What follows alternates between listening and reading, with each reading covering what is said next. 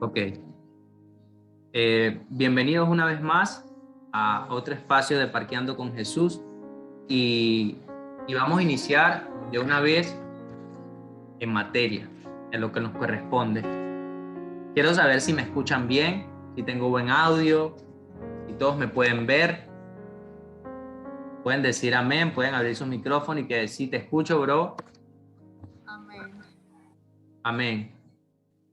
Ok, hoy vamos a hablar, vamos a hacer un resumen, vamos a recapitular de lo que hemos estado hablando para que las personas que no se habían conectado la semana pasada o hace 2 semanas puedan saber de qué estamos hablando estas últimas semanas. Y nosotros hemos estado hablando de las parábolas o de las profecías.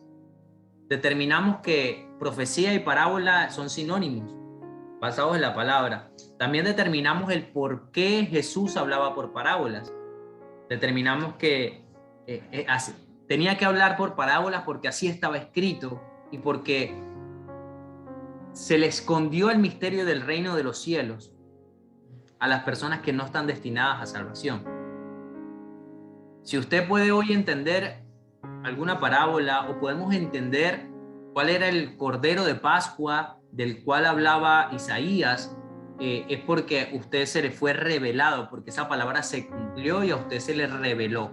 Pero en ese momento cuando Jesús llega a la tierra, nace, el pueblo judío estaba esperando un Mesías, pero estaba esperando un líder político que viniera con espada, y sin embargo Isaías había profetizado que vendría también un cordero. Y cuando nosotros vemos las profecías del antiguo pacto que se cumplieron con Jesús, nos da una referencia de más o menos cómo conducirnos, porque en este tiempo Jesús también dejó profecías para este tiempo. Usted y yo tenemos promesas, tenemos profecías que se van a cumplir. Incluso el libro de Apocalipsis es un libro profético. Y por eso hay tantas cosas en misterio. ¿Cuáles son esas bestias de 4 cabezas, 7 cuernos? ¿Qué es todo esto? Determinamos que según la Biblia, las profecías están selladas hasta su cumplimiento. No es posible entenderlas o ver la plenitud de una profecía hasta que se cumpla. Eso lo dice Isaías, que las profecías son como, o las visiones son como palabra de un libro sellado. Y Apocalipsis 5 dice que hay un libro sellado con 7 sellos, que solo el Cordero es digno de abrir los sellos. Entonces, partiendo de allí, la semana pasada vimos, o hace 2 semanas, tenemos 2 semanas hablando de la parábola del sembrador. Entonces, pasando ya a la parábola del sembrador, nosotros tipificamos o vimos que en la parábola del sembrador habían protagonistas. Estaba el sembrador, estaba la semilla, estaba la tierra, estaban las aves, estaban los tipos de terreno, y todo esto lo vimos a detalle. Pero hoy vamos a ver otra parábola. Pero antes, yo quiero que ustedes sepan que el Señor dejó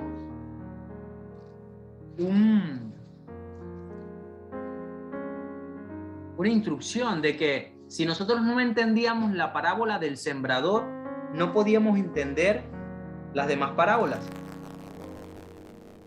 Esto lo dice el Señor en Marcos 4.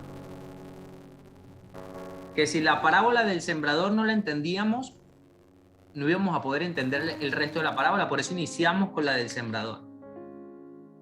Entonces, hoy vamos a estar en Mateo 13. Seguimos en Mateo 13. Mateo 13 es un capítulo lleno de profecía. Profecía para este tiempo. Profecía para el fin de los tiempos. Entonces, lo vamos a leer con detenimiento y vamos a profundizar un poquito más de qué nos quiere decir el Señor con esto. Yo lo voy a leer en la versión, nueva versión internacional, nueva traducción viviente, disculpen. Mateo 13, capítulo 13, versículo 24. Dice así. Leemos bajo la dirección del Espíritu Santo. La siguiente es otra historia que contó Jesús. El reino de los cielos es como un agricultor que sembró buena semilla en su campo. Pero aquella noche, mientras los trabajadores dormían, vino su enemigo y sembró hierbas malas entre el trigo y se escabulló. Cuando el cultivo comenzó a crecer y a producir granos, la maleza también creció. Dice, los empleados del agricultor fueron a hablar con él y le dijeron, Señor, el campo donde usted sembró la buena semilla está lleno de maleza. ¿De dónde salió? Eso es una obra del enemigo, exclamó el agricultor. ¿Arrancamos la maleza?, le preguntaron. No, contestó el amo. Si lo hacen, también arrancarán el trigo. Dejen que ambas crezcan juntas hasta la cosecha. Que separen la maleza, hasta la cosecha. Entonces les diré a los cosechadores que separen la maleza, la aten en manojos y la quemen, y que pongan el trigo en el granero. Gracias, Señor, por tu palabra. ¿Y por qué iniciamos con la parábola del sembrador? Porque aquí también hay una semilla, aquí también hay un sembrador, aquí también hay un campo, aquí también hay un enemigo y aquí también hay un segador. Entonces, según lo aprendido en la parábola del sembrador, los que estaban conectados, ¿quién me puede decir? El versículo 24 dice que el reino de los cielos es como un agricultor que sembró una buena semilla en su campo. ¿De quién es el campo? Del sembrador, del agricultor. ¿De quién es el campo? Del agricultor. Pero ¿qué es este campo? ¿Qué es este campo según la Biblia? Este campo es donde crece. En esta parábola el campo quiere decir, bueno, la definición de campo en las parábolas puede ser o el corazón de un creyente, que lo vimos en la parábola del sembrador, o la iglesia. ¿Por qué dices esto, Rodolfo? Porque sencillamente el conjunto de personas o de tierra hace un campo grande, hectáreas de campo. Si yo agarro un pedacito de tierra, es un pedacito. Pero si yo te digo que es un campo, entonces ya es bastante tierra, donde están todas las plantas, todos los árboles. Pero el Señor dice que el reino de los cielos es como esto. Ahora yo quiero que usted abra su micrófono y me diga cómo usted puede imaginarse el reino de los cielos con una parábola como esta. ¿Podría? El reino de los cielos, o sea, el cielo es como eso. Sembrador, una semilla, un campo. No suena lógico, no suena entendible, no suena masticable. Por eso el Señor habló por parábolas. Entonces, determinando que el Señor sembró su semilla en su campo, el campo en esta parábola es la iglesia, donde crecen todos los frutos, todos los árboles, buenos y malos. Este fin de semana de Navidad yo tuve el privilegio de ir a un terreno o una finquita que tiene mi hermano Pablo, los que lo conocen, los que incluso creo que aquí hay gente que ha podido ir. Y el domingo nos pusimos a limpiar unas plantas. Y en esas plantas me dieron la instrucción de que quitara la maleza de entre el árbol. Y yo empecé a quitar la maleza. Pero quitando la maleza, me traje una pequeña planta de culantro. Y yo, wow, no me di cuenta. No me di cuenta que esto era culantro. Y la arranqué, quitando la maleza. Y porque estaba escondida entre la maleza. Y yo dije, wow. Y de repente el Señor me da la parábola del sembrador y entiendo que por qué Él deja crecer ambas.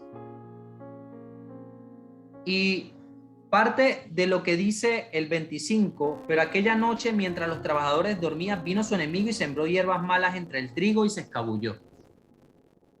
Yo quiero que usted sepa algo. Mientras dormían,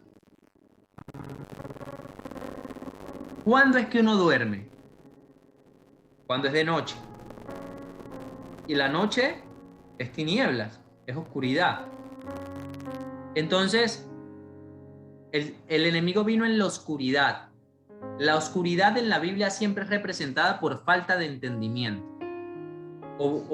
Cuando un libro está sellado, como una profecía cuando está sellada, está en oscuridad, no hay luz, no hay entendimiento hasta que se cumpla, que llega la luz. Por eso Jesús dijo, yo soy la luz del mundo. Entonces, el enemigo vino en la oscuridad a plantar mala hierba. Yo quiero que alguien me pueda buscar Jeremías 31:27. Jeremías 31:27.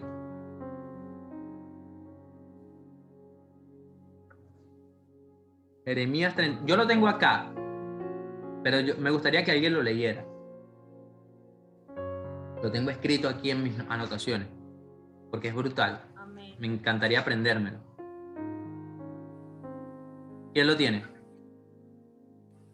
He aquí vienen días, dice Jehová, en que se sembrará la casa de Israel y la casa de Judá de simiente de hombre y de simiente de animal. Amén. Amén. Rodolfo, ¿pero qué me estás diciendo? Rodolfo, ¿qué es esta simiente? Recuerda que vimos en la parábola del sembrador que simiente y semilla es lo mismo. ¿Por qué les digo esto? Porque primera de Pedro 1:23, lo voy a leer yo para ahorrar tiempo. Primera de Pedro 1:23 dice, siendo nacidos de nuevo, no de simiente corruptible, sino de incorruptible por la palabra de Dios, que vive y permanece para siempre. El verso 24 dice, porque toda carne es como la hierba, y toda la gloria del hombre como la flor de la hierba.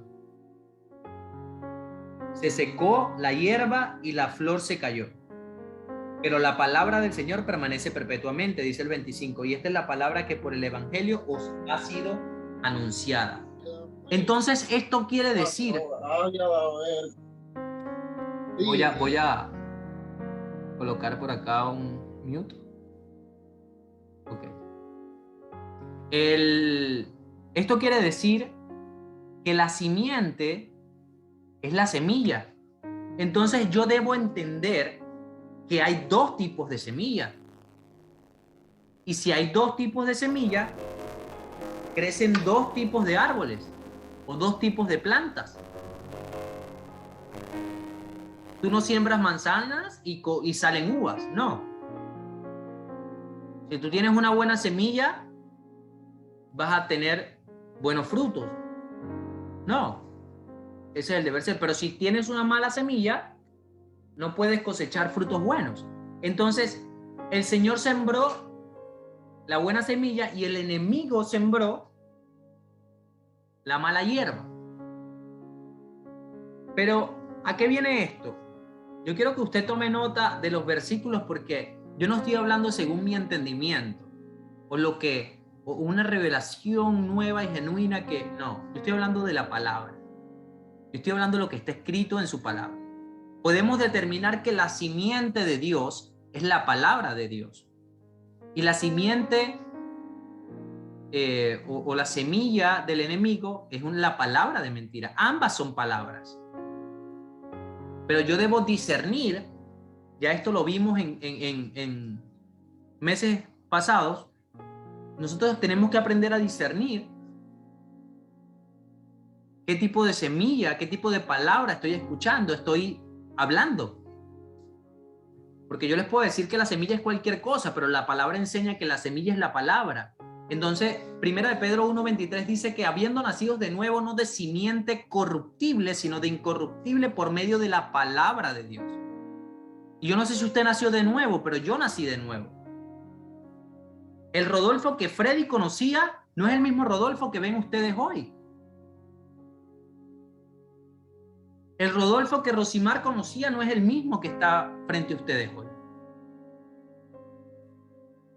Entonces, sabiendo que el sembrador es Dios, sabiendo que el campo es la iglesia, es el conjunto de muchas tierras, de muchos corazones, ese es el campo, entonces el enemigo sembró mala hierba. El enemigo sembró mala hierba. ¿Y qué es mala hierba? Sencillo. ¿Cuál es la palabra? Si la buena semilla es la palabra de verdad, ¿la mala semilla qué es? Palabra de mentira. ¿Y qué me hace un mentiroso? Eso lo leímos. Lo aprendimos aquí. Si tú le añades o le quitas a la palabra, te haces mentiroso.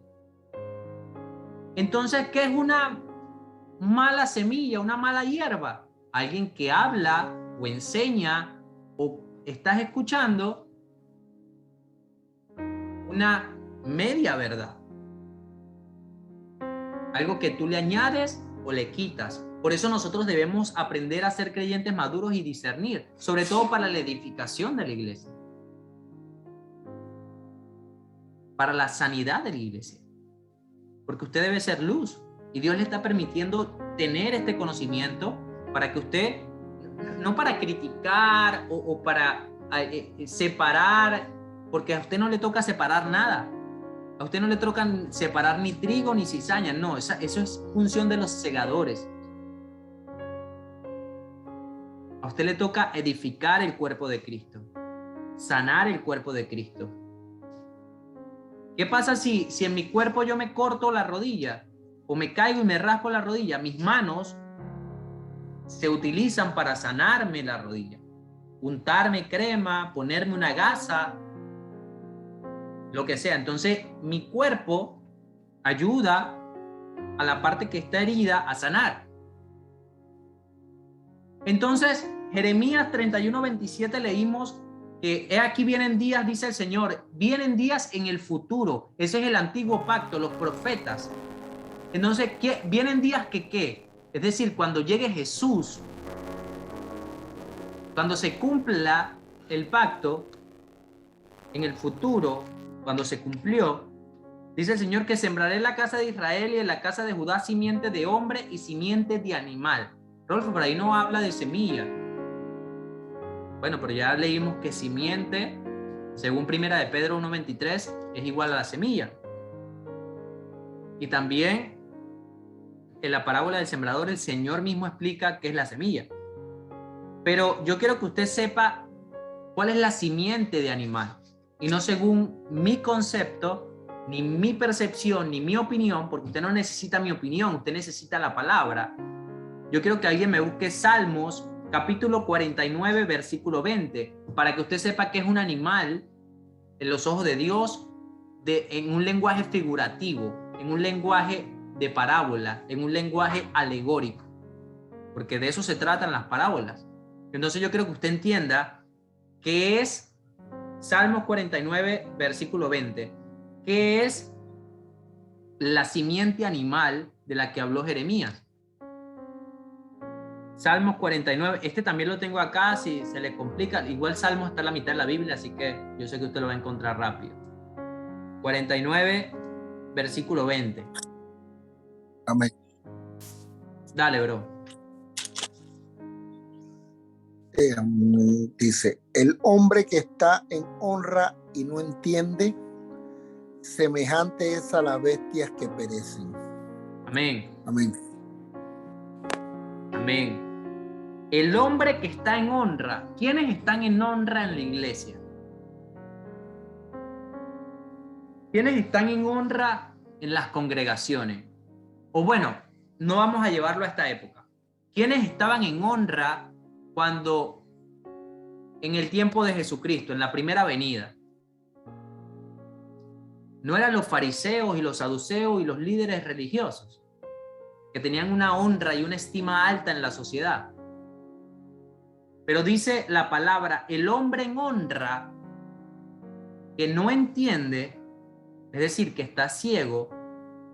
Por eso Jesús le decía, ustedes son ciegos, guías de ciegos.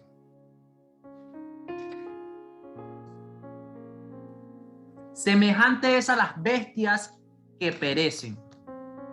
Esa es la simiente animal, el engaño. Porque si tú siembras engaño, es decir, ellos tenían la palabra, esto lo hemos visto aquí un montón de veces, pero yo lo voy a repetir. Ellos tenían la palabra, la estudiaban todos los sábados en la sinagoga, meditaban en ella, pero no entendían, estaban ciegos, porque enseñanza de hombres, ellos enseñaban, valga la redundancia. Isaías profetizó sobre ellos que este pueblo de labios me honra, pero su corazón está lejos de mí. Tenían mucha palabra, pero palabra de mentira. Le añadían o le quitaban a las profecías que ni entendían. ¿Qué tenía que hacer un rabino o un estudioso? ¿O qué tenemos que hacer tú y yo cuando hay algo en la Biblia que es una profecía que no se ha cumplido?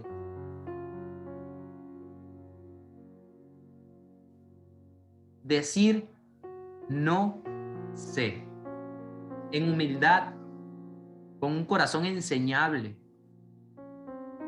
Decir, de verdad no sé, porque eso es una profecía y eso no se ha cumplido. Hay señales que van a venir antes de, pero yo te puedo decir lo que aconteció en la primera venida, y con mi Dios es el mismo ayer, hoy y siempre. Él trabaja de la misma manera. Él nos dejó profecías y vamos a estudiar el antiguo pacto para poder entender el nuevo pacto. Entonces ya entendemos cuál es la simiente animal, pero dice el verso 27, verso 26 de Mateo 13, cuando el cultivo comenzó a crecer y a producir granos, la maleza también creció. Crecieron ambos. Crecieron ambos. Los empleados del agricultor fueron a hablar con él y le dijeron, Señor, el campo donde usted sembró la buena semilla está lleno de maleza. ¿De dónde salió? Él dice que eso es obra del enemigo, exclamó el agricultor. ¿Arrancamos la maleza?, le preguntaron. No, contestó el amo, si lo hace también arrancarán el trigo. Dejen que ambas crezcan juntas hasta las cosechas. Dejen que ambas crezcan juntas. Juntas. ¿Y de qué campo estamos hablando? Ya lo definimos. La iglesia. La iglesia, el cuerpo de Cristo. Deja que crezcan juntos. Pero en la cosecha es que nosotros vamos a saber qué tipo de semilla tenemos en nuestro corazón. ¿Qué fruto nació de nosotros?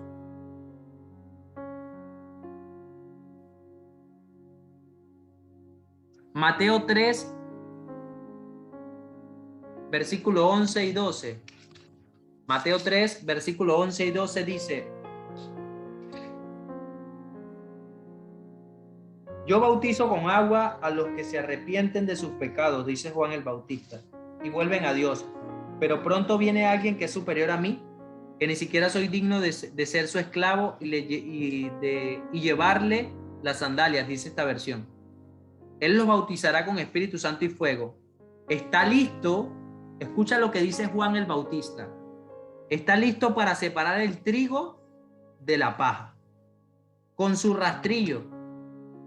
Luego limpiará la zona donde se trilla y juntará el trigo en su granero, pero quemará la paja en el fuego interminable. Te voy a hacer una pregunta. Juan el Bautista en ese momento había hablado con Jesús. En ese momento Juan el Bautista ya había bautizado a Jesús. Ya había recibido la enseñanza de el trigo y la cizaña. No. No lo había hecho. Dice Juan el Bautista, está listo para separar el trigo de la paja. Es más, ¿quién tiene otra versión? Me gustaría la versión Reina Valera. Yo la tengo por acá. Si alguien la puede buscar. Si no, yo la busco acá. Me encanta la versión Reina Valera. Mateo 3:11. Yo la tengo, hermano. Amén, bro. Léala con voz de trompeta. Lee el versículo 12. 12. Ajá. Su aventador está en su mano y limpiará su era y recogerá su trigo en el granero y quemará la paja en fuego que nunca se apagará. Ahora mi pregunta es, voy a decir amén a esa palabra, hermano. Amén. Ahora mi pregunta es, el aventador es un rastrillo. Ya vieron que mi versión dice rastrillo. ¿Ustedes vieron a Jesús con un aventador o con un rastrillo en la mano durante lo que han leído en los evangelios? No. No lo vieron. No lo vieron. ¿Y usted sabe por qué no lo vieron? Porque era un lenguaje alegórico. Era un lenguaje de parábola. Y dice, y aventará su era. La era, el fin de la era, el fin del tiempo, el fin del antiguo pacto se cumplió con Jesucristo. La sombra de la ley, o sea, la ley era una sombra de lo que había de venir, dice Hebreos 10:1. Llegó Jesucristo, era el cumplimiento de su promesa y no lo vieron. Dice, a los suyos vino y los suyos no le recibieron. Él vino a recoger su trigo. Él vino a recoger su trigo. ¿Hubo un fin de la era en el antiguo pacto? Sí lo hubo. ¿Hubo un fin del mundo? Sí lo hubo. Amén, amén, Ros. Amén, así es. Entonces, yo debo entender y mirar la Biblia, la palabra, y meditar en ella y decir, si mi Señor habló estas cosas en el antiguo pacto sobre la semilla, sobre la simiente animal, la simiente de hombre, Juan el Bautista diciendo que él vino con el aventador, con el rastrillo para aventar su era, separar el trigo de la paja y poner su trigo en el granero. Jesús no lo hizo, Jesús lo hizo y muchos creyeron en Jesús. Muchos creyeron en Jesús. Muchos no creyeron. Pero, ¿separó el trigo de la cizaña? Sí lo separó. Ahora bien, en Mateo 13 Jesús profetiza para nuestro tiempo y nos deja la misma parábola. El trigo y la cizaña. Eran palabras de Jesús lo que estamos leyendo. Mateo 13, parábola del sembrador, parábola del trigo y la cizaña. La semana que viene vamos a la parábola de la semilla de mostaza. Es bien corta, pero el estudio que logramos hacer es de 10 hojas. Con esa, de verdad que va a tener que ser en varias partes, pero es importante que usted entienda el misterio del reino de los cielos, para que usted pueda estar apercibido de las cosas que van a acontecer y cómo las ve Dios, no cómo las ve su pastor o cómo las ve Rodolfo, cómo las ve Stephanie, cómo las ve Pablo, cómo las ve Laura, no, es cómo las ve Dios. Entonces, partiendo de allí, Jesús vino como un aventador. Ahora bien, ¿habrá una cosecha? ¿Habrá un aventador para nuestro tiempo? Sí lo hay. ¿Quién puede leer Apocalipsis 14, versículo 14 y 15? Apocalipsis 14, versículo 14 y 15. Que no sea Martín, por favor. Personas que no hayan participado. Y hermano, te amo, pero que tienes que dejar que los demás se ganen la bendición. Amén, hermano. Dijo Adelante, hermano, adelante. Apocalipsis 14.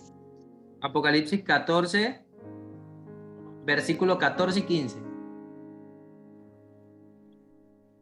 Dale, hermano Pablo. Amén. Bueno, ¿quién lo tiene? Amén.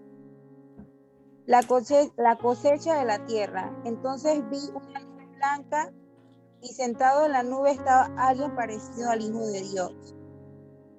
Al Hijo del Hombre, disculpa. Tenía una corona de oro en la cabeza y en la mano una hoz afilada. Entonces vino el otro ángel desde el templo, le gritó al que estaba sentado en la nube: dará rienda suelta a la hoz, porque ha llegado el tiempo para cosechar. Ya está madura la cosecha en la tierra. Amén. Amén. En esta profecía de Apocalipsis vemos una intervención de Dios y los segadores. Cuando en Mateo 13 vemos que Jesús explica la parábola del trigo, dice en el verso 40, si no me equivoco, sí, en el verso 41, dice: el Hijo del Hombre enviará a sus ángeles y ellos quitarán del reino todo lo que produzca pecado y a todos aquellos que hagan lo malo. Y los ángeles lo arrojarán al horno ardiente, donde habrá llanto y rechinar de dientes. Entonces, el enemigo que sembró la maleza, dice el verso 39, es el trigo. Entre el trigo es el diablo, la cosecha en el fin del mundo, y los cosechadores son los ángeles, dice el verso 39, Mateo 13, 39. Entonces, te pregunto a ti, es más, hazte esa pregunta: ¿hay una cosecha para nuestro tiempo? La hubo en la primera venida. Ahora bien, ahora tenemos un nuevo pacto. Ahora Jesucristo murió por nuestros pecados. ¿Habrá una cosecha en el fin de los tiempos, en la segunda venida? ¿Podemos comparar a nuestro Dios, porque en Dios no hay sombra de variación? ¿Podemos ver cómo trabaja Dios, cómo trabajó Dios en la primera venida para poder entender un poco más de qué se trata la parábola del trigo y la cizaña, y no simplemente lo superficial que vemos por encima siempre en las prédicas comunes, donde realmente que no está mal, pero estamos en un tiempo donde la mies está madura.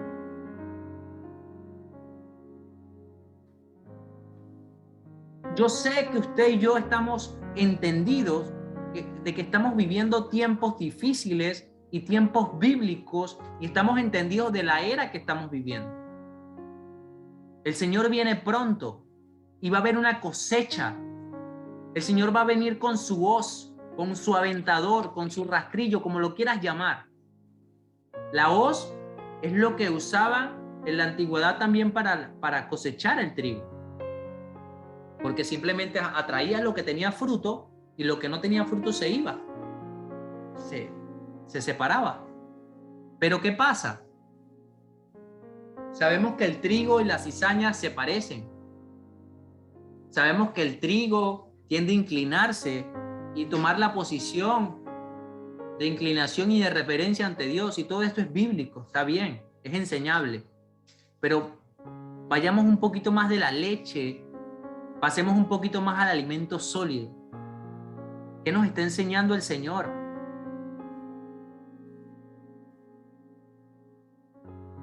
Dice la palabra que el enemigo sembró en la noche la maleza. El Salmo 119, 105 dice, es uno de mis versículos favoritos: lámpara es a mis pies tu palabra y lumbrera a mi camino.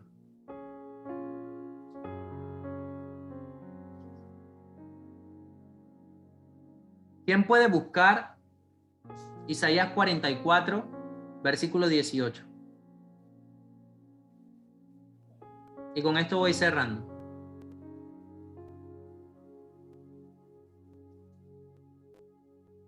Por favor, alguien que no haya leído. Isaías 44, versículo 18. Amén. Amén. No saben nada, no entienden nada. Sus ojos están velados y no ven. Su mente está cerrada y no entienden. Amén. Isaías profetizando oscuridad. Isaías profetizando gente que no entendía. Usted y yo tenemos la oportunidad de entender muchas cosas que en el tiempo de la primera venida los fariseos y los saduceos no entendían. Usted y yo podemos entender cuál era el cordero inmolado. Usted y yo podemos entender hoy cuál era el cordero de la Pascua. Que la Pascua era simplemente una sombra de algo que había de venir mayor, que era el Hijo de Dios dando su vida como un cordero. Usted y yo podemos entender eso porque tenemos la revelación y ya se cumplió. Y cuando se cumple, llega la luz, llega el entendimiento. Y podemos creer que la palabra de Dios es cierta porque se cumple. Se cumplen las promesas. Pero ahora bien, ¿estamos preparados? ¿Hay profecía para este tiempo?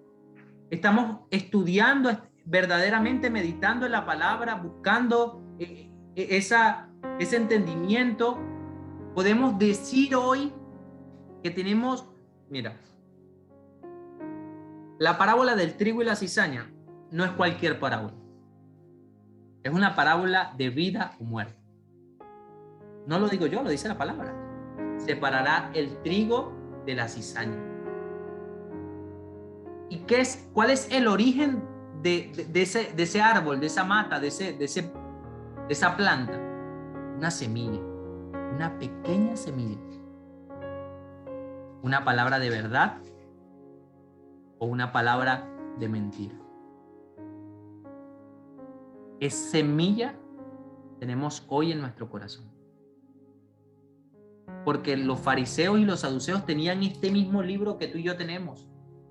La ley, los salmos y los profetas. Y lo leían y lo meditaban. ¿Qué semilla tenemos hoy? Esto es de vida o muerte. Dice que el trigo irá al granero, la cizaña irá al fuego.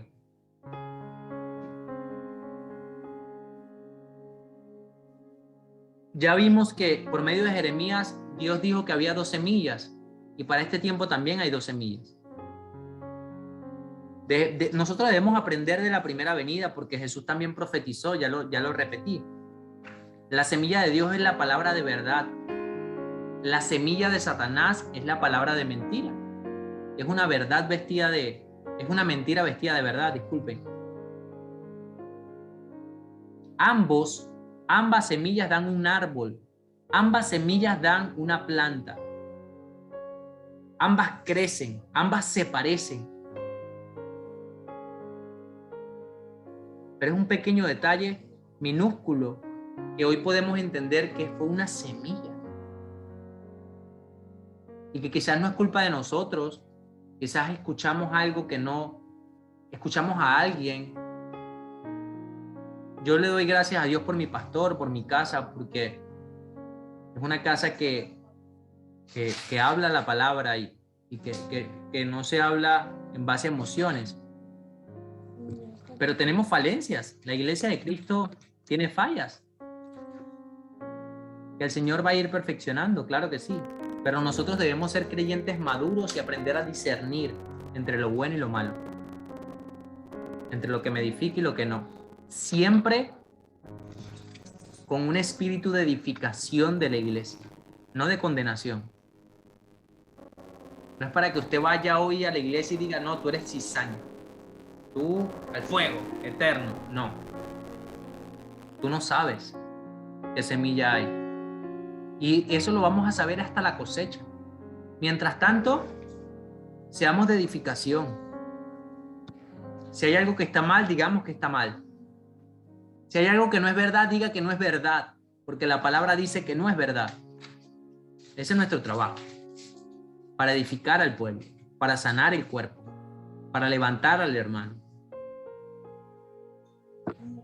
¿Quién puede leer Proverbios 18:21? Proverbios 18:21. Y con esto cierro. Con este versículo cierro. Proverbios 18:21. Amén. La muerte y la vida están en poder de la lengua, y el que la ama comerá de sus frutos. Amén. El poder de la muerte y la vida están en el poder de la lengua. Muchos desvirtúan este versículo para hablar de prosperidad, pero yo te voy a decir qué dice aquí. La muerte y la vida están en el poder de la palabra, de la lengua. ¿Qué puede salir de tu boca? ¿Qué pronunciamos con nuestra lengua? Palabras. Dice Juan 6:63 que las palabras que os he hablado, dice Jesús, son espíritu y son vida. Es decir, que las palabras son espíritu. Y si hablamos palabra que proviene de Dios, es una palabra de vida. Si hablamos una palabra que es de mentira, que proviene de Satanás, es la muerte lo que estamos anunciando. Hoy quiero preguntarte, familia, ¿qué semilla está en ti hoy? ¿Qué semilla está en mí hoy? Si no tengo la semilla correcta, no puedo tener los frutos correctos. Muchas veces nosotros nos basamos en Gálatas 5 de los frutos del Espíritu. El fruto del Espíritu. Del amor, la paciencia, el dominio propio. Pero eso es superficial. Los frutos es algo que brota lo último. Muchas veces estamos cosechando que nos cuesta como cristianos. Ay, que me cuesta la ira, que me cuesta la envidia, que me cuesta el dominio propio, que no puedo amar a mi hermano, que me cuesta mucho. Vayamos al origen, vayamos a la semilla. ¿Qué me enseñaron? ¿Qué estoy practicando mal? Porque yo sé que los que están aquí viven la palabra. Buscan de Jesús. Están aquí por una razón específica. Pero hoy te pido que oremos juntos hoy, porque el Señor nos muestre cómo está, no solo cómo está nuestro campo, cómo está la iglesia, sino cómo está mi corazón. ¿Qué semilla hay en mi corazón? Hoy podemos decir que está creciendo en nosotros maleza o trigo. Meditemos en esto. Porque los frutos, el fruto del Espíritu es una manifestación de la semilla, de lo que va creciendo. Muchas veces queremos atacar el fruto, pero porque tenemos un fruto de la carne que nos cuesta, porque somos humanos.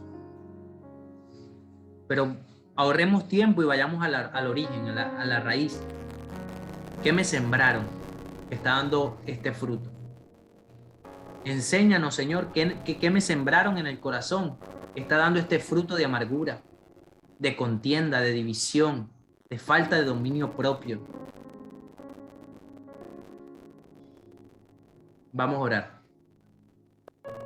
Padre, yo te doy gracias por este tiempo, Señor.